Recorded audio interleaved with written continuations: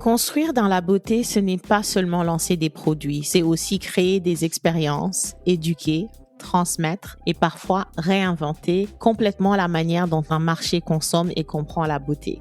Mon invité du jour incarne parfaitement cette nouvelle énergie. Formée entre Dakar, Rome, le Canada et Paris, elle est aujourd'hui au cœur de plusieurs projets structurants pour l'écosystème beauté au Sénégal. Gemma Ber, Sillage Parfumerie, première parfumerie de niche en Afrique de l'Ouest et la première franchise Beauty Success du pays. Avec Sillage, elle ne vend pas seulement du parfum, elle crée de la culture olfactive, de la communauté et une expérience client totalement nouvelle. Khadija Gueye, bienvenue dans Backstage Beauté. C'est un plaisir de t'avoir parmi nous. Merci Kodou, plaisir partagé.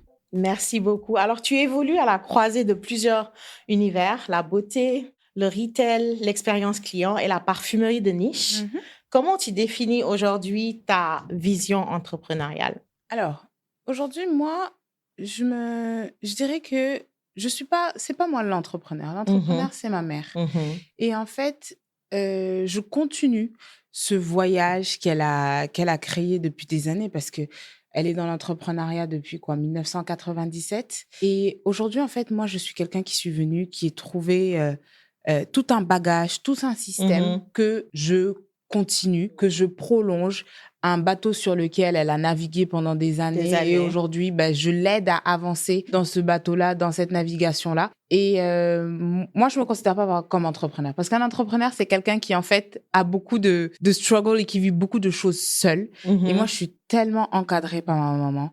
J'ai tellement de jalons qu'elle a posés et que je continue de développer de façon différente. Donc, je dirais que semi-entrepreneur, si tu veux. Mais c'est maman qui est the big one. Ouais, c'est ça, exactement. Exactement. C'est exactement ça. Quand tu prends une décision stratégique, oui. On va dire en tant que semi-entrepreneur, qu'est-ce qui guide le plus ton choix? Est-ce que c'est l'intuition? Est-ce que c'est l'analyse ou l'expérience? Alors, je dirais que c'est l'intuition et l'analyse en général, moi, d'accord? Et je prends tout le temps des avis parce qu'on a aujourd'hui, il faut savoir qu'il y a Gemma Ber, Beauty Success et Sillage, mais on est encadré par un groupe. Donc, ces sociétés-là font partie d'un groupe. Et donc, j'ai un directeur, j'ai ma mère qui est la CEO. Et moi, j'avance souvent avec l'intuition et l'analyse. C'est-à-dire, j'essaye de voir un peu comment les choses fonctionnent, qu'est-ce qui marche, etc., etc. Et souvent, c'est en fait en étant dans ma vie quotidienne, en voyageant, en voyant certaines choses, que je me dis, oh, ça pourrait marcher pour nous. Ça pourrait fonctionner. Ça devrait être un business model qu'on développe. Et donc, moi, c'est comme ça que je fonctionne. Et derrière, en fait, il y a l'expérience parce que c'est des décisions, des projets que j'en discute avec mon directeur, j'en discute avec ma mère. Et c'est eux qui, en fait, derrière, vont, grâce à leur expérience, en fait, consolider tout ça et me dire, OK, on pense que ça peut être très, très bien, ça peut bien fonctionner. Donc, c'est vraiment ça. C'est moi, j'ai le côté tu es plutôt créative. Oui, c'est ça. J'ai le côté puis très... eux, ils sont plus dans la structure. Et puis... Exactement, c'est ça. Je vois. Alors, quand on développe des projets ambitieux comme Sillage ou Beauty Success, pour toi, quelles sont les compétences qu'on ne soupçonne pas au départ, mais qui deviennent essentielles pour mener ces projets à succès? Genre, on n'y pense pas forcément, mais tu as découvert que c'est vraiment important. La gestion du stress, ça, c'est quelque chose où on s'en rend pas compte, mais il faut apprendre à gérer son stress. Parce que les choses ne vont pas marcher comme tu veux, comme tu les planifies, comme tu les prévois. Il y a toujours quelque chose qui va faire que tu vas prendre du retard ou que tu vas devoir décaler certaines choses ou faire les choses d'une certaine façon alors que tu ne t'y attendais pas forcément. Et naturellement, ça amène du stress. Et si tu ne sais pas gérer ton stress, tu vas dans tous les sens. C'est sûr. Tu vas dans tous les sens, tu n'arrives pas à réaliser ce que tu veux. Tu commences à douter de toi, à te poser beaucoup de questions, à te demander est-ce que ça va fonctionner, est-ce que ça va pas fonctionner. Donc, pour moi, la gestion du stress, c'est un atout majeur. Et deuxième chose, c'est de comprendre que tu peux pas tout contrôler. Tout contrôler, c'est sûr. Tu peux absolument pas tout contrôler. Tu as forcément quelque chose qui va faire que tu vas devoir sortir du chemin que tu t'étais mis en tête. Et it's okay. C'est pas un problème tant que tu sais rattraper la chose au moment où il se doit. Mais ça, c'est des skills que tu apprends à développer. Parce que je pense pas qu'on naisse avec.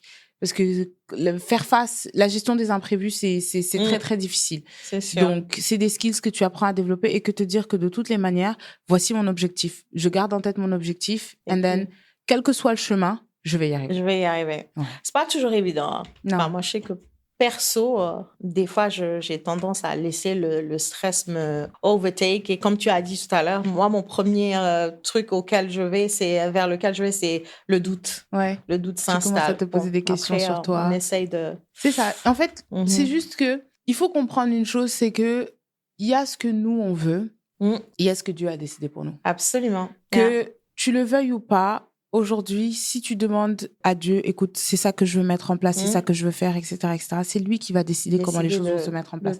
À partir du moment où tu as compris ça, tu sais que everything happens for a reason. For a reason. Ça, I'm a firm believer of that, for sure. Tout ce qui arrive, c'est pour une raison X, Y ou Z. Et donc, tu t'adaptes en fait à la situation et tu essayes de trouver justement des chemins pour pouvoir y arriver. La seule chose qu'il faut toujours garder en tête, c'est l'objectif. C'est l'objectif final. Comme on dit, tous les chemins mènent à Rome. Hein. Absolument, absolument. Comment tu abordes la question de la cohérence entre vision créative et la réalité opérationnelle, la réalité du terrain? Parce que bon, quand on a un esprit créatif, des fois, on te ramène sur terre, entre guillemets. Alors moi, il y a une chose que je fais souvent et que peut-être même certaines personnes autour de moi me disent souvent non, il faut prendre des risques, etc. Dans toutes mes réflexions créatives, je reste dans des choses qui sont faisables. Des fois, j'ai des idées qui sont très créatives. Il y a des gens de mon équipe aussi qui ont des idées qui sont très, très créatives. And then, at some point, je me pose toujours pour dire, OK, est-ce qu'on a la possibilité de le faire bien dans les délais? Si on n'a pas la possibilité de le faire bien dans les délais, c'est des choses que je vais pas forcer à réaliser on the spot ou right away. Ça, c'est des trucs qui sont très, très importants pour moi parce que tu peux avoir toute la créativité du monde. Si tu ne le fais pas correctement, tu ne vas pas avoir le résultat escompté. Absolument. Ça ne fonctionnera pas. Tu peux avoir la plus belle idée. Si elle est faite de façon bâclée ou qu'elle n'est pas faite avec tous les détails, la munitie, etc., le résultat ne sera pas bon. L'exécution ne sera pas bon. Donc, j'essaye toujours quand même de garder les pieds sur terre quand j'ai des idées que je veux réaliser. Et quand, par exemple, j'ai une super bonne idée, je sais que j'ai pas les moyens en termes de temps ou matériel sur Dakar pour faire l'idée là right on the spot, j'essaye de la transformer, tu vois, de l'adapter un peu aux réalités, à ce que j'ai sous la main, à qu'est-ce que je peux faire, etc., etc. Donc c'est vraiment comme ça que je travaille. Je dirais que j'ai cette créativité-là, mais j'essaye de garder les pieds sur terre. C'est très important. Ce qui est faisable et ce qui n'est pas faisable dans ton environnement. Qu'est-ce que tu as appris sur le leadership en construisant tes équipes, en faisant grandir ton organisation? Qu'est-ce que le leadership t'a vraiment appris? Il y a une chose, c'est que tu ne vas pas plaire à tout le monde. Ça, c'est sûr. Et tu dois accepter le fait que tu ne vas pas plaire à tout le monde et tu n'es pas là pour ça. Il y a une autre chose, c'est que tu as des gens qui sont autour de toi et tu es en train de construire des choses. Mais il faudrait aussi faire grandir les gens qui sont autour de toi. Absolument. C'est très important.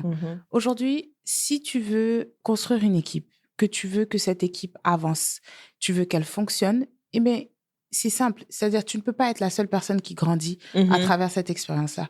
Les gens autour de toi aussi doivent grandir. Ils doivent apprendre à grandir. Et c'est toi qui dois leur apprendre à grandir. Et le leadership, moi, je pense que c'est cette partie-là que j'ai beaucoup appris. C'est-à-dire, it's not only about toi et un projet. C'est toute une team qui doit avancer dans ce projet, qui doit apprendre, qui doit grandir. Et souvent, on ne se rend pas compte un peu des résultats, mais c'est avec le temps. Quand tu regardes et que tu vois la personne d'où elle est venue et où est-ce qu'elle est aujourd'hui, quand tu vois toi, ton projet, d'où il est venu et où est-ce qu'il est aujourd'hui, et même toi, ce que tu faisais à l'époque et que tu fais aujourd'hui, c'est là que tu te rends compte que leadership is not only about yourself growing, c'est aussi à propos de toutes les personnes qui sont autour de toi, qui doivent avancer au même rythme que toi tu avances. C'est clair. C'est là qu'on différencie les gens qui sont là juste pour manager. Et un leader, ça prend aussi d'autres skills que juste de diriger l'équipe. C'est ça. Sûr, je suis d'accord. Et après, ça peut ne pas forcément être des hard skills, it can be soft skills. Soft skills too. Tu vois, qu'une personne apprenne à prendre plus de risques dans son travail, ou que tu forces une personne à sortir de sa zone de confort, ou que tu fasses tu fasses éclore, par exemple, sa créativité. Tu peux avoir des gens qui sont très créatifs dans ton équipe, mais qui n'osent pas. Qui n'osent pas prendre les risques. C'est ça. Donc, c'est pas forcément toujours des hard skills. Ça peut être dans les soft skills. Dans les soft skills, qui font que la personne a grandi, en fait. Absolument, absolument.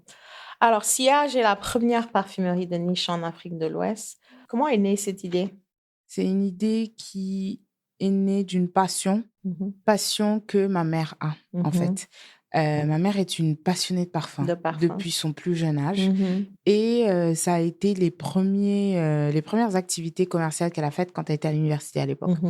Et en fait, avec le temps, elle a changé sa façon de se parfumer, elle a changé les produits qu'elle consommait et elle allait de plus en plus dans la parfumerie de niche. Et souvent, donc, quand elle voyageait ou quand moi je venais en vacances, à chaque fois c'était « Oh, prends-moi tel parfum, tel ci, tel ça, etc. etc. » Et then, un jour, elle m'a appelée, elle me dit « Écoute, moi, j'ai un projet sur lequel j'ai envie de travailler parce que à Dakar, si je veux me procurer du parfum de niche, je ne peux pas. C'est ailleurs, il faut que quelqu'un te l'envoie. Je suis obligée de soit d'attendre de voyager ou d'attendre que toi, tu reviennes. » Et on était déjà, nous, dans la distribution du luxe avec Gemaber, donc qui est l'enseigne qu'on a créée depuis 2003.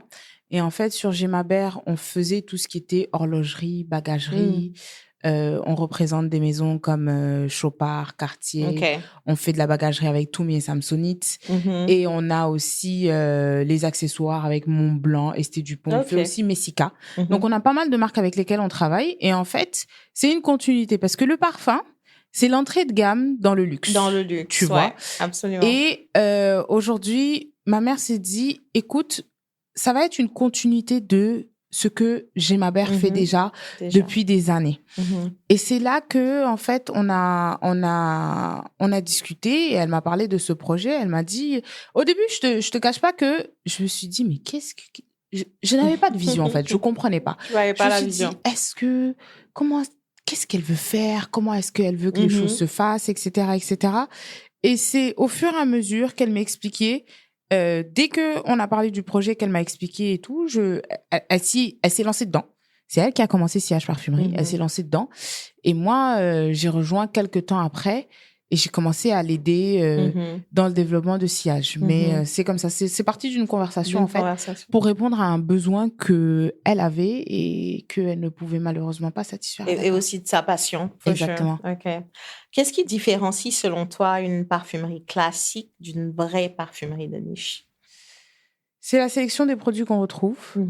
Pour moi, aujourd'hui, lorsque tu rentres dans une parfumerie de niche, il faut que tu puisses retrouver des articles de niche, c'est-à-dire des parfums que tu ne peux pas retrouver ailleurs, des jus qui sont rares, qui sont exclusifs, que tu aies aussi une expérience client derrière, ça c'est très important, parce que dans le parfum de niche, il y a toute une émotion à faire vivre au client. Et c'est là la différence avec la parfumerie classique où quelqu'un vient, il rentre et il peut se servir tout seul. Tout seul. Et là, c'est vraiment une expérience. Il connaît les produits déjà, il sait ce qu'il veut, il vient, il sent, il découvre, il a vu la publicité à la télé, il y a eu du marketing, donc il sait pourquoi il est venu. Alors que dans la parfumerie de niche, tu viens pour vivre un moment d'exception, un moment de découverte et tu viens trouver des produits rares et exclusifs, en fait. C'est surtout ça. C'est surtout ça. Moi, j'ai découvert... j'habite pas à Dakar, donc j'ai découvert sur social media. Je dis, mais j'aime beaucoup tes vidéos. Je suis pas enfin, je crée, mais je suis pas super. Je trouve que je suis pas les idées ne me viennent pas comme ça. Donc, j'ai été attirée par ça, le ton des vidéos. J'aimais bien. Et donc, chez Sillage, moi, je sens une vraie volonté d'éduquer les ateliers, les événements sensoriels, les expériences immersives. Je trouve que c'est quelque chose que, en tout cas, j'ai pas vu d'autres organisations ou, je sais pas, Business dans la beauté faire ça. Pourquoi cet axe est-il si important pour toi, le côté éducatif? Alors, pourquoi? Parce que, en fait, je me mets à la place du consommateur. Moi, j'ai beaucoup appris. Depuis que je travaille chez Sillage, j'ai appris énormément de choses, dans le sens où aujourd'hui, le monde du parfum, c'est un monde avec des millions de connaissances. Il y a tellement de choses à savoir. à propos du parfum. Le parfum, c'est de la chimie. Le parfum, c'est des émotions. Le parfum, c'est du marketing. Le parfum, c'est de la vente. Le parfum, c'est du packaging. C'est énormément de choses. Et en fait, toutes ces choses-là, nous, on les consomme sans savoir ce que c'est. On les consomme, on vient, on achète, on paye un parfum, mais on ne sait pas ce qu'il y a derrière. Et moi, je l'ai appris. Et j'ai appris tellement de choses qui m'ont tellement fascinée et qui m'ont donné justement cet amour et cette passion pour la parfumerie que j'avais déjà, parce que quand j'étais petite, moi, je jouais beaucoup avec les parfums de ma maman. Je m'amusais tout le temps à être dans son armoire, jouer avec ses parfums. Et elle m'a transmis l'amour, en fait, pour ses bonnes odeurs, sentir bon. Une femme doit être élégante, elle doit laisser un sillage, elle doit avoir une signature olfactive. Et donc, moi, je connaissais quasiment que ça du parfum. Je connaissais les parfums de niche, etc. Mais je savais pas tout ce qu'il y avait derrière. Je connaissais pas tout le monde qu'il y avait derrière le parfum. Et en fait, je sais qu'il y a plein de gens qui, comme moi, ne le savaient pas. Et aujourd'hui, beaucoup de gens consomment un parfum. Mais je connais pas trop. Beaucoup de gens consomment un parfum sans pour autant savoir ce qu'il y a derrière. Et pour moi, aujourd'hui, c'est important, surtout lorsqu'on achète un parfum de niche, c'est de savoir, OK, ce parfum, c'est pas juste j'aime l'odeur, mais c'est quelle émotion il fait jaillir en moi. C'est quelles sont les notes que moi j'aime et que la personne apprenne à le déceler. Comment est-ce que je dois me parfumer? Comment est-ce que je dois mettre tel parfum pour telle occasion? Et en fait, en anglais, je dirais c'est how to make the most of my perfume. Your perfume. Tu vois? Et c'est là, en fait, où je me suis dit, ça, c'est des connaissances que moi j'ai acquises et qu'aujourd'hui, tout le monde, si je travaillais pas dans le monde du parfum, je l'aurais pas acquis. Tu vois, je serais encore dans le flou. Et c'est pour ça que j'ai envie de le partager aux gens, en fait. Partager avec les autres. Oui, parce qu'on peut pas tous travailler dans le monde du parfum, mais on peut tous avoir ces informations. Moi, perso, je commence à beaucoup m'intéresser au parfum. Bon, je sais les notes qui me plaisent, par lesquelles je suis attirée. Mais après, au-delà de ça, voilà, quoi, ça s'arrête là. Je sais ce que j'aime et tout, mais bon, je suis pas experte dans le domaine. Je suis pas experte du tout. Alors, donc, comme je te disais, j'étais beaucoup attirée par ton côté créatif et le marketing visuel.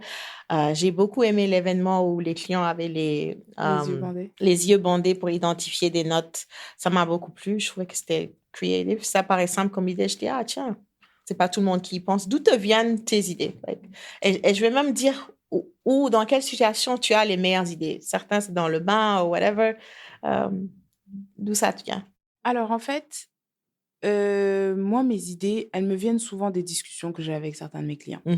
Parce que, tu sais, quand je suis en boutique, de plus en plus, j'ai une clientèle qui est passionnée par le parfum, d'accord? Et des passionnés, c'est des gens avec qui tu discutes, c'est des gens avec qui tu découvres certaines choses, c'est des gens qui ont une vraie vision, envie, curiosité de découvrir. Et en fait, moi, ce qui me motive, c'est de susciter justement cette curiosité chez les gens. Et c'est pour ça que lorsque, par exemple, là, cet atelier bandé, on a reçu le nouveau parfum. Et en fait, je me suis dit, faire une vidéo, c'est trop simple pour faire découvrir le parfum à des gens. Parce que oui, à travers la vidéo, je peux très bien passer des émotions. Les gens vont venir en magasin, ils vont le découvrir. Mais qu'est-ce qu'ils ont vécu comme expérience derrière? Qu'est-ce qui va les marquer? Qu'est-ce qui va faire que ça va être une façon fun et ludique pour eux de découvrir le parfum? Et en fait, c'est comme ça dont me viennent parfois les idées. C'est à travers des discussions, justement, avec les passionnés de parfum. Et eux, en fait, ils stimulent ton esprit. Parce que tu as toujours envie de faire plus pour les développer leur passion ou leur faire découvrir des choses. Donc, c'est vraiment l'interaction que j'ai avec mes clients qui, moi, je dirais, me stimule beaucoup pour pouvoir justement créer de nouvelles choses, vivre de nouvelles expériences. En tout cas, ça marche parce que je trouve que votre compte de sillage a beaucoup d'engagement, right? C'est comme ça qu'on mesure. Et c'est des comment je vais dire ça? C'est des vidéos qui m'arrêtent. Genre, when I'm scrolling, si je te vois, je vais regarder. Et c'est toujours fun. Donc, ça marche. Merci, c'est gentil. Ça marche. Alors, est-ce que tu penses que l'éducation olfactive est la clé pour construire une clientèle fidèle sur le long terme? Comme c'est beaucoup un focus. Pour moi, c'est très important, d'accord? Mais tu sais, aujourd'hui, il faut savoir une chose, c'est que notre éducation olfactive évolue avec le temps. C'est-à-dire, il y a une certaine maturité qu'on prend lorsque le parfum que tu mets quand tu es toute jeune n'est plus Ne le sera même pas que le tu même, mets ouais. quand tu as 25 ans. Et c'est pas la même chose que tu mets quand tu as 40 ans. Et Absolument. ce n'est absolument plus la même chose que tu mets quand tu as 60 ans. Donc aujourd'hui, pour moi, l'éducation olfactive, elle est importante, mais c'est pas un tout. Parce que, encore une fois, le parfum, c'est très lié aux émotions. Ouais. C'est très lié aux souvenirs. Ce n'est pas quelque chose de... c'est pas quelque chose qu'on apprend, mais c'est quelque chose qu'on sent. Tu vois ce que je veux dire? Aujourd'hui, par exemple, tu peux apprendre énormément de choses sur le parfum, mais tu n'arriveras pas à connecter avec ce parfum. Because it's not for you. C'est pas fait pour toi, ça ne suscite aucune émotion. Donc oui, ça a une importance parce qu'il est nécessaire de connaître ses goûts, de connaître les notes, de savoir comment se parfumer pour telle occasion, etc., etc. Mais pour moi, tout se joue encore dans les émotions, dans les sentiments, dans l'abstrait et dans surtout les souvenirs, par exemple, que le parfum crée et le bien-être qu'il crée en toi. Donc c'est vraiment, on est beaucoup plus sur de l'abstrait que sur du concret. Absolument. I get it. Alors, comment tu arrives à rester authentique tout en... Parce que tu as un ton plutôt drôle, joyeux, sens de l'humour. C'est tout en restant pédagogique. Les gens apprennent quelque chose, mais they're entertained. Déjà, pourquoi avoir choisi ce ton-là? Est-ce que tu as décidé de... c'est comme ça que je vais approcher mes vidéos, ou bien tu as juste décidé d'être en fait, toi-même? Tu sais, moi, c'est comme ça que je parle avec mes clients. En général, lorsqu'ils viennent en boutique, tu vois, les échanges, lorsqu'on les a, on a toujours un moment un peu de rigolade où on échange, on est en autodérision. Les clients me font souvent des petites blagues, etc., etc. Et en fait, moi, tu sais, je considère que toute audience que j'ai sur les réseaux sociaux sont potentiellement des clients. Des clients, ouais. Ça peut potentiellement être quelqu'un qui, même s'il n'achète pas aujourd'hui chez Sillage, demain, il va se dire « Ah, je veux un parfum. Écoute, je vais venir chez Sillage ou je vais aller chez Beauty Success. » Donc, je te dirais que c'est même pas un choix qui a été fait ou quoi que ce soit parce qu'en fait, je suis juste moi-même à travers la caméra. Je suis la même personne qui te recevrait en magasin et discuterait avec toi à propos de X, Y ou Z. Tu vois.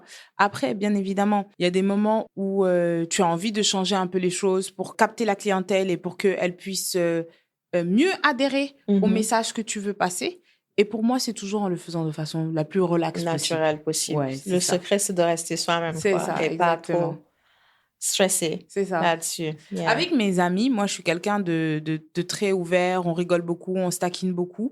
Et en fait, on a cette légèreté, tu sais, dans les choses. Donc, pour moi, c'est très important de rester soi-même. Soi-même, Et c'est là où tu réussis à véhiculer, en fait, le message que tu as envie, tout en restant authentique. Tout en restant authentique, c'est important. Alors, donc, vous avez ouvert récemment la première franchise Beauty Success en tant qu'entreprise au Sénégal. Oui. Pourquoi ce projet était important?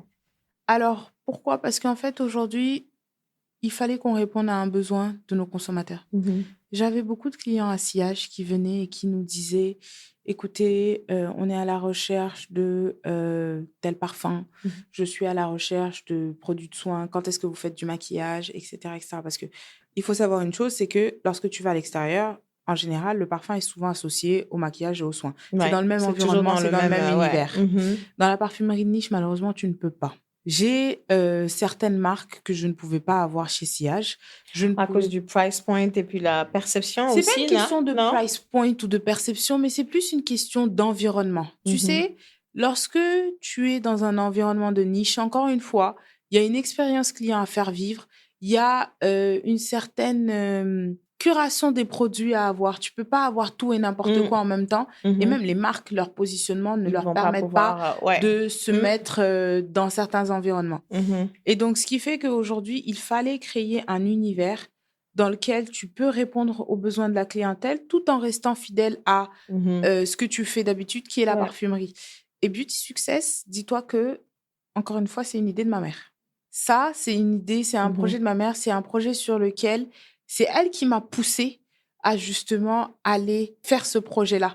Parce que elle avait cette idée en tête depuis longtemps. Ma mère, c'est comme une machine. C'est-à-dire, dès qu'elle met quelque chose, elle a un autre truc qui vient après. Elle a tout le temps des projets. Tout le temps. Et j'ai appris à, justement, l'écouter parce que c'est quelqu'un qui a la vision. Mhm. C'est vraiment quelqu'un qui a de la vision. Et à un moment, elle m'a dit, listen, tu es CH Parfumerie, tu as beaucoup de demandes à laquelle tu peux pas répondre. Il faut que tu trouves un moyen de répondre à cette demande-là. Et elle a commencé à faire des recherches, etc., etc. Et ensuite, elle m'a dit, tu sais quoi, je pense que ça peut être une bonne idée. Vas-y, lance-toi. Et moi, I was debating. Je lui disais, non, mais est-ce qu'on va pas se concentrer uniquement sur le parfum de niche, etc., etc. Elle me dit, mais tu as des clients qui te demandent. La demande est là. Ouais. À leurs besoins. Pourquoi est-ce que tu refuses de répondre à leurs besoins? Et moi, tu sais, je suis quelqu'un qui, dans ma façon de penser, je suis très safe. Je fais très attention parce que j'aime faire les choses très bien. J'aime pas quand il y a des couacs, etc. Et j'avais peur de me disperser, en fait. Et c'est une idée qu'elle a eue, elle m'a poussée et on l'a fait ensemble. Ouais, mais elle a raison, ouais, la demande est là. Et surtout qu'il n'y a pas beaucoup d'options, en tout cas à Dakar. Il n'y a pas beaucoup d'options pour avoir tout ce dont on a besoin point de vue beauté. Qu'est-ce que cela change selon toi pour l'écosystème, vu qu'on parle du marché local, beauté locale en termes d'accès aux soins et l'expérience client? Alors, d'avoir un store comme Beauty Success. Pour moi, avoir un store comme Beauty Success, déjà, ça permet aux gens, il y a une chose que malheureusement, on n'a pas lorsqu'on achète en ligne, c'est la possibilité de pouvoir voir le produit, le tester et make sure que c'est quelque chose qui nous convient. Quand tu viens chez Beauty Success aujourd'hui, tu as envie d'un fond de teint. Tu sais, surtout nous, les femmes noires, shade match en Internet, c'est un souci. C'est un gros souci. Tu peux pas tester ton fond de teint. Tu peux pas savoir si c'est the right undertone for you. Tu peux pas savoir. Et ça, en fait, tu as cette possibilité-là en venant chez Beauty Success Sénégal. Parce que tu passes en magasin, tu vois le produit, tu le testes, tu l'essayes sur ta peau. Si tu n'es pas sûr que c'est le produit qu'il te faut, tu as la possibilité de demander un échantillon, de repartir avec, l'essayer à la maison et venir le retester. Pareil pour les produits de soins, tu vois. Quand, par exemple, on a une cliente qui veut une crème, les crèmes, on sait que les crèmes, ça coûte quand même assez cher. Si c'est pas quelque chose que tu connais, qu'on t'a conseillé, que tu veux acheter pour être un nouveau produit, ben, quand tu viens chez Beauty Success, tu as la possibilité d'avoir un échantillon du produit. Ça, c'est énorme parce que d'habitude, le marché local, on ne te laisse pas essayer. Tu n'ouvres pas le produit, on ne te donne pas. Ça, c'est super parce qu'au moins, tu peux tester. Ben oui, parce qu'en fait, comme je t'ai dit, nous, on a une structure dans laquelle on travaille. Et ce qui fait que moi, aujourd'hui, je ne peux pas présenter un produit à un client dans une enseigne comme Beauty Success et ne pas lui faire tester le produit. Tu vois, donc on a les testeurs pour tous les produits. On représente les marques parce qu'on travaille directement avec les marques. Aujourd'hui, moi, je suis représentant de Clinique, je suis représentant de Estée Lauder. J'ai la licence de distribution officielle. Donc, ce qui fait que je dois permettre aux consommateurs de pouvoir tester le produit comme il l'aurait fait s'il va chez Beauty Success en France ou dans d'autres pays, ou s'il va aux États-Unis chez Bloomingdale's, Sephora, d'autres trucs. Donc, nous, on est là pour ça, pour permettre en fait aux consommateurs d'avoir exactement la même expérience qu'ils auraient eu s'ils allaient à l'extérieur. Et toutes ces personnes-là qui, par exemple, n'ont pas l'occasion d'aller à l'extérieur et qui achètent en ligne ou quoi que ce soit, et que parfois ça peut être très difficile. Moi, j'achète jamais un fond de teint en ligne. C'est pas possible. I cannot do that. Je peux me restocker en ligne si je veux, mais je peux pas acheter il faut que je l'ai testé. Et donc là, c'est offrir en fait aux consommateurs la possibilité d'avoir accès à justement ces produits-là. Et moi, je trouve que c'est un game changer. It is a game changer. Ça remplit un vide dans le marché parce que d'habitude, tu viens, tu achètes. Et puis, tu peux pas le retourner. Tu as dépensé, entre-temps, tu as dépensé 30 000 francs dans un fond de teint ou whatever. C'est super qu'il y ait cette possibilité-là. Alors, comment tu gères aujourd'hui plusieurs projets très exigeants en parallèle? Comment tu gardes ta sanity? Écoute, déjà, il y a une chose qu'il faut savoir, c'est que j'ai a whole support system. Et quand je dis a whole support system, c'est que ce soit au travail ou à l'extérieur du travail. Ma famille, mon mari, mes parents sont des gens qui sont very supportive. Tout ce qu'ils peuvent faire pour m'alléger déjà dans mes tâches quotidiennes autres que celles d'entrepreneur, ils le font. Et la deuxième chose, c'est mon équipe, l'équipe avec laquelle je travaille. Il y a une chose sur laquelle j'insiste beaucoup, c'est que quand les gens réussissent à développer en tout cas une passion pour ce qu'ils font, toi, ça t'allège dans le sens où tu sais qu'ils feront les choses comme il se doit. Et moi, franchement, j'ai eu beaucoup de difficultés dans le temps, etc., etc. Mais j'ai une équipe qui est vraiment très bienveillante, que ce soit avec les clients, tu vois. Il y a beaucoup de gens qui viennent nous dire « Ah, on s'est super bien occupé de nous, les gens se sont super bien occupés de nous, etc., etc. » et qui sont aussi bienveillants envers moi. Moi, c'est des gens que j'ai autour de moi qui... on a la joie de vivre quand on est au bureau. On rigole, on discute. Il y a des moments où c'est difficile. Il y a des moments où on s'entend pas. Il y a des moments où on vit des moments très compliqués. Mais en fait, on a cette sorte d'unité principalement qui fait que aujourd'hui, moi, j'arrive à gérer plusieurs choses en même temps parce que j'ai des gens sur qui je peux compter. Tu peux compter, mais c'est aussi parce que en tant qu'organisation, tu instaures une certaine culture d'entreprise qui fait qu'il y a cette atmosphère-là qui peut permettre à ton équipe de flourish. Je ne sais pas comment dire ça en français. Alors, il y a une chose que moi, je fais tout le temps en tant que manager, c'est que moi, j'ai travaillé avant. Tu sais, j'ai eu des expériences de travail, etc., etc. Et il y a énormément de belles choses que j'ai eues dans mes expériences de travail et d'autres choses que je n'ai pas eues dans mes expériences de travail. Et en fait, c'est là où ça m'aide et je remercie justement à un moment d'avoir insisté pour que j'ai d'autres expériences de travail avant. C'est que aujourd'hui, je sais en tant qu'employé ce que je n'aurais pas voulu de mon manager. Tu vois? Et je me trompe, c'est sûr et certain. Il y a des moments où je me trompe, mais j'essaye en tout cas de souvent me remettre en question, de discuter avec eux. Et je pense que c'est ça qui fait qu'aujourd'hui, on a réussi à quand même créer une certaine dynamique qui fait que eux, ils savent ce qu'ils doivent faire, ils savent qu'ils sont là pour aider, ils savent qu'ils sont là pour m'accompagner. Et ça m'aide beaucoup à gérer plusieurs projets en même temps. Par exemple, moi, je sais que demain, tu vois, j'ai le nouveau projet Beauty Success qui a ouvert. Il y a des gens de mon équipe qui travaillaient sur sillage avant, etc., etc. Et je leur ai dit, OK, j'ai besoin que tu m'aides sur ça. Et ils n'ont même pas hésité, en fait, une seule seconde à m'aider dessus. C'est grâce à l'équipe de sillage en grande partie que j'ai réussi à mettre en place Beauty Success. Et c'est grâce à l'équipe de Gemabert à la base qu'on a réussi à mettre en place sillage. Donc, c'est une continuité, en fait, dans les équipes. Mais c'est aussi c'est pas donné à tout le monde de savoir créer une équipe et regarder une personne et voir sa créativité qui n'est pas forcément visible. Il faut savoir aussi construire cette équipe-là. Et ça prend du temps. Ça prend du temps. Parce que on a eu des fails. On a eu des moments où on se retrouvait plus en tant qu'équipe, on a eu des personnes qui sont parties, d'autres qui sont rentrées, etc., etc. Et petit à petit, en fait, là, aujourd'hui, après 4-5 ans, on commence à avoir quand même un noyau d'équipe qui est pas mal. On a tous une bonne entente entre nous. On sait un peu le tempérament de chacun. On sait qui est qui, on sait qui est quoi, etc., etc. Donc, c'est des choses, c'est toujours en construction. Moi, je considère qu'on est encore en construction, mais on commence à avoir un beau noyau. That's good.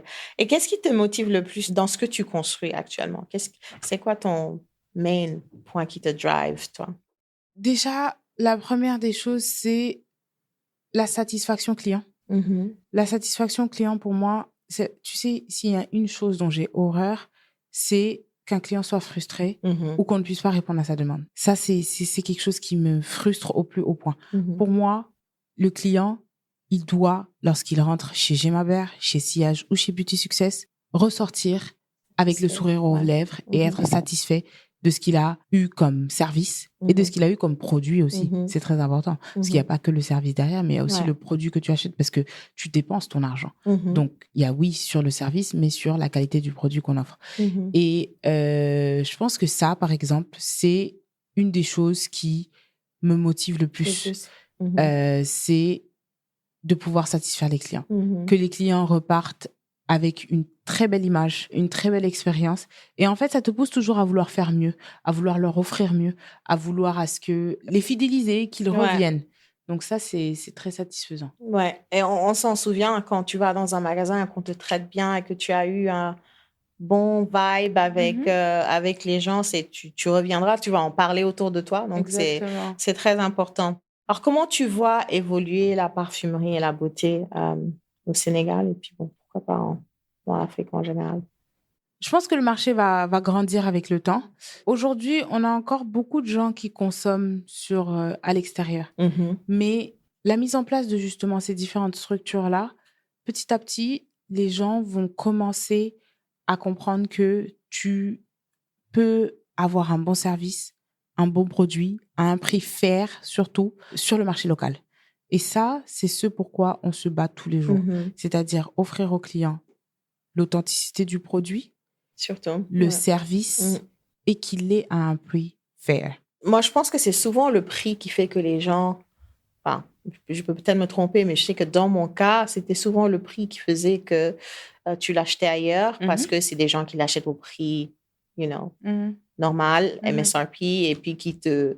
Mais là, si tu as l'expérience, si tu as le même prix qu'à l'étranger, pourquoi aller ailleurs quand tu peux te l'offrir, C'est ici? sur quoi en fait, on travaille de plus en plus pour que justement les gens consomment en fait sur le marché local et qu'il n'ait plus besoin d'aller acheter à l'extérieur. Après, il y a encore des défis, des défis d'approvisionnement du stock, parce que des fois, tu as des ruptures chez les marques, etc., etc. Tu as des défis dans l'expérience client aussi, parce que ça, c'est des choses à faire comprendre aux gens de son équipe, à leur faire intégrer, à leur faire comprendre. Ouais. Et on travaille dessus de façon à ce que justement le marché grandisse de plus en plus. Parce qu'il y a des consommateurs. Mais il faut réunir toutes les choses pour qu'ils puissent être satisfaits sur le marché. Sur le marché, c'est ça. C'est ça. On va faire un moment plus light. On va parler parfum. Déjà, aujourd'hui, tu portes quel parfum? Alors, aujourd'hui, je porte Delina Exclusif. Ah. Delina Exclusif, c'est un parfum de Marly. Et moi, je dis tout le temps que c'est le parfum qui, lorsque je le porte, je me sens vraiment féminine. Je me sens vraiment féminine. Ça révèle ma féminité. Et ça faisait un bon moment que j'avais pas mis Delina Exclusif. Et en fait, ce qui s'est passé, c'est que j'ai voyagé récemment et j'étais avec une tante dans l'avion et je lui ai fait la bise. Et j'ai senti le parfum. J'ai tout de suite su que c'était Delina Exclusif. C'était exclusif, ouais. J'ai dit, OK, ça, c'est Delina Exclusif qu'elle a mis. Et en fait, ça m'a rappelé tellement de souvenirs de quand je le mettais. Et donc, c'est pour ça que depuis que je suis rentrée récemment, c'est ça que je mets, ouais. Ouais, j'aime beaucoup Delina Exclusif. Oui. Parfum de Marly, c'est celui-là mon préféré. Oui. Alors, tout le monde parle de Valaya. J'arrive pas avec, je sais pas, il y a quelque chose qui me plaît pas. Est-ce que tu as essayé Valaya Exclusif? Parce que moi aussi, j'avais un peu de mal avec Valaya. Moi, ma mère, elle adore Valaya. Je pense pas que j'ai essayé Valaya Exclusif. Valaya Exclusif, en fait, on est sur un parfum qui a un côté un peu plus chaleureux, un peu plus fruité. Tu as des notes d'amande à l'intérieur. Tu as toujours la fleur d'oranger de base. Mais l'amande vient changer tout dans le Valaya Exclusif. Et ça lui donne un petit côté un peu plus cocoon. Moi, je trouve le Valaya Exclusif très froid, le Valaya simple, excuse-moi, très froid, très je sais pas, je l'ai pas trop aimé. Mais il faut que tu passes en boutique. Comme ça, tu vas tester. Parce que je pense que le Valaya Exclusif, c'est quelque chose qui peut plaire. En général, quand tu n'aimes pas Valaya, tu vas aimer si tu essayes Valaya Exclusif, tu as plus de chances d'aimer, oui. Ouais. Non, j'aime bien Delina Exclusif chez Parfum de Marly et Alter. Je sais pas si je le prononce bien. Oui.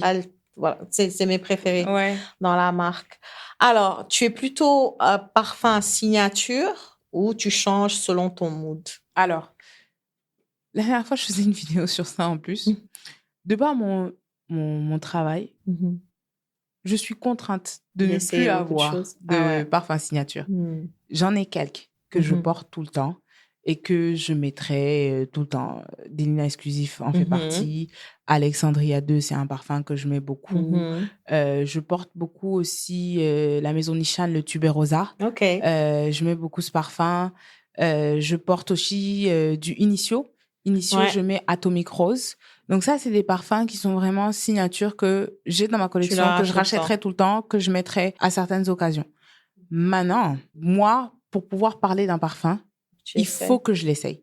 Parce que j'aime savoir comment le parfum il évolue sur la peau, comment il tient. quelles sont les notes qui sont prédominantes en général sur la peau. Et surtout, est-ce que c'est un parfum sur lequel les gens vont peut-être te faire des compliments pour que je puisse en parler aux clients. Ouais. Donc, j'ai ces parfums-là que je mets tout le temps, qui sont mes parfums signature, mais que je ne porte plus autant qu'avant. Parce qu'aujourd'hui, je change tout le temps de parfum. J'essaye. C'est normal. Avec le business. Yeah. J'aime beaucoup Initio. Je porte aujourd'hui Side Effect. Side Effect, oui. C'est mon préféré. Alors moi, tu sais, Side Effect, ça fait partie des best-sellers chez la marque. C'est le best-seller, nous, chez Sillage. Ah ouais? Mais je sais pas pourquoi. Tu l'aimes pas? C'est pas que je l'aime pas, mais il m'a jamais marqué au point de me dire I need to buy Side Effect. Je l'aime beaucoup. Je sais pas. Peut-être que c'est parce que j'ai pas pris le temps de le découvrir. Parce que, tu sais, souvent, les premières impressions lorsque tu découvres une marque sont celles qui te restent en tête. Moi, lorsque j'ai reçu Initio pour la première fois, les premiers jus que j'ai sentis, à savoir Out for Greatness, j'aime beaucoup aussi. Atomic Rose et Psychedelic Love sont ceux, en fait, qui sont restés des jus que moi, j'ai appréciés. Side Effect, je pense que ça faisait partie des derniers que j'ai essayé. Mon nez était tellement saturé que, en fait, ça m'a pas marqué psychologiquement. Donc, j'ai jamais... Et pourtant, quand je le sens, il est très, très bon. Tu vois ce que je veux dire? Mais moi, j'ai jamais pris et je me suis dit, OK, let me buy Side Effect and genre, make it my perfume. Le mettre, ouais. C'est ça. Genre, je peux le porter de temps en temps pour pouvoir l'essayer, pour pouvoir en parler. Quand les gens me posent la question, le mettre sur ma peau ici. Mais c'est pas ton premier. C'est ça. Ça a jamais été mon parfum, en fait. Je l'aime beaucoup, moi. Est-ce qu'il y a un parfum que tout le monde aime? Enfin, tout le monde. Pas tout le monde. Mais les gens en parlent. Tout le monde adore, mais que toi, well, I guess tu pourras pas me dire. Parce que non, en fait, si, je peux. Un parfum que tout le monde aime, mais que toi, moi... c'est pas ton vibe. Pour moi, c'est Guidance de Amouage. Merci. Mais Guidance 46. Non, moi, ça, c'est autre chose. C'est bon. Moi, Guidance, honnêtement... Je sais même pas comment décrire ce que ça fait. C'est un parfum que, je sais pas, je l'ai senti. Je l'ai porté. J'arrive juste pas à saisir. Non, I don't get it. En fait, t'as vraiment trouvé le parfum. Et on m'a posé la question la dernière fois. On m'a dit, c'est quel parfum que tout le monde en parle et tout, et que toi, tu trouves overhyped ou whatever. Et effectivement, Guidance, moi, en tout cas, personnellement, il ne me convient pas. Et ça me rappelle, j'étais à Londres avec ma mère quand le Guidance 46 est sorti et on est rentré chez Harrods et on l'a testé et elle m'a dit, oh my God, il est trop bon ce parfum, j'aime le Guidance 46. Et même le Guidance, elle l'avait déjà, etc. Et ça. And I was like, bof. I'm like, are you crazy? Genre, what's happening? Qu'est-ce que tu as? C'est quoi ton problème? Pourquoi, genre, j'ai dit, mais maman, j'aime pas ce parfum. Il y a rien de particulier. Il est OK, je pourrais le porter, mais c'est pas rien de spécial. Un truc. Elle m'a dit, t'es complètement folle, toi. Non, moi, je l'ai sur ma liste. J'ai ma petite liste là sur mon iPhone Notes. Ouais. Le 46 est dessus, mais le Guidance, je peux pas. Je l'aime pas. Moi les deux, je les trouve pas. Ils sont bons, hein, mais je les achèterai pas. Je vois. Est-ce que tu as une note que tu adores et une note qui ça te convient pas? Alors moi, j'adore les notes de cerise en parfumerie. J'adore la cerise en parfumerie. J'adore l'amande en parfumerie. Et tout ce qui est note légèrement poudrée, I can smell myself the whole day. Donc, le Delina Exclusive qui est quand même légèrement poudré. Et c'est vraiment, c'est des notes que je trouve très féminines, très sensuelles. Les notes d'amande, les notes de cerise et les notes poudrées sont celles que je préfère en parfumerie. En parfumerie, ouais. Le parfum qui te ressemble le plus aujourd'hui? Le parfum qui me ressemble le plus aujourd'hui... Alors, c'est pas un parfum que je porte. Je l'ai porté, mais c'est pas quelque chose que je mets tous les jours. Je dirais peut-être que c'est Cliff Christian. Je connais pas. Alors, Cliff Christian, c'est une maison anglaise de parfumerie de niche.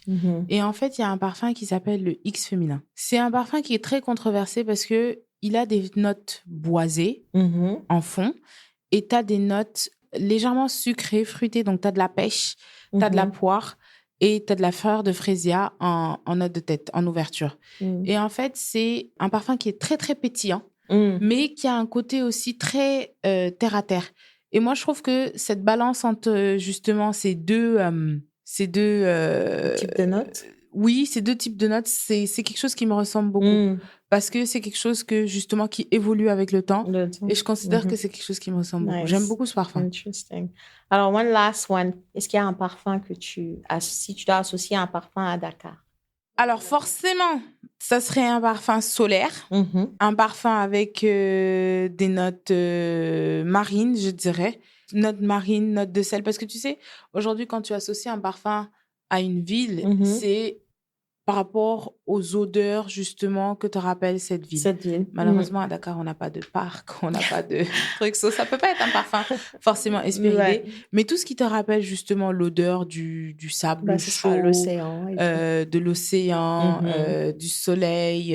Je dirais que ce serait un parfum comme ça, maintenant, en tête. Wood Sage, est-ce que tu aimes les parfums de Jo Malone? Quand tu dis sel et tout ça, je vais dire Wood Sage, Sea Salt. Oui, effectivement. C'est le seul parfum de Jo Malone que j'aime. Les autres, I don't get them. Alors, moi, j'apprécie les parfums de Jo Malone dans le sens où j'arrive à les sentir, j'aime bien le jus, etc., etc. Mais ça ne suscite pas d'émotion chez moi. En tout cas, c'est par exemple, c'est un parfum que je pourrais porter pour, je sais pas, go to bed. That's something I could wear to go to bed. Pas trop. Ça peut être quelque chose que je peux porter le dimanche si je sors comme ça. Mais avoir une signature chez Jo Malone, peut-être pas. Mais effectivement, les parfums à base de notes marines, de notes de sea salt, sont des parfums qui me rappelleraient Dakar. Oui. Cool. Ouais. Bon, merci à toi, Khadija. Merci, Kodou. C'était un plaisir. D'en savoir un peu plus sur sillage et la parfumerie de niche. Merci d'avoir été là. Plaisir partagé et je t'attends en boutique pour venir. Je viendrai découvrir et apprendre surtout parce que je suis pas experte du tout. Avec plaisir. Tu demandes après moi dès que tu arrives en magasin. Ça, et puis, ça marche. Tu sais, on anime des ateliers olfactifs justement pour que les gens puissent apprendre à découvrir. D'ailleurs, ça, je pense que c'est vraiment notre but en 2026. C'est d'en faire plus. Faire plus d'ateliers olfactifs où les gens vont venir apprendre plus sur la parfumerie. Non, c'est fun. C'est une activité à faire entre amis. C'est ça. Ouais, exactement. C'est fun. Et découvrir le parfum de niche. Non, Donc, totalement. Absolument. Merci à toi. Merci, c'était un plaisir. Le parcours de Khadija montre que la beauté peut être à la fois exigeante, créative et profondément éducative. Avec Sillage, elle ne se contente pas de vendre du parfum, elle crée une culture, une communauté et une nouvelle manière de vivre la beauté au Sénégal. Si cet épisode t'a inspiré, pense à suivre Backstage Beauté, à nous laisser un avis et à partager autour de toi. C'est comme ça que l'on continue à mettre en lumière celles et ceux qui font évoluer l'industrie. Merci d'avoir écouté et à très bientôt pour un nouvel épisode de Backstage Beauté.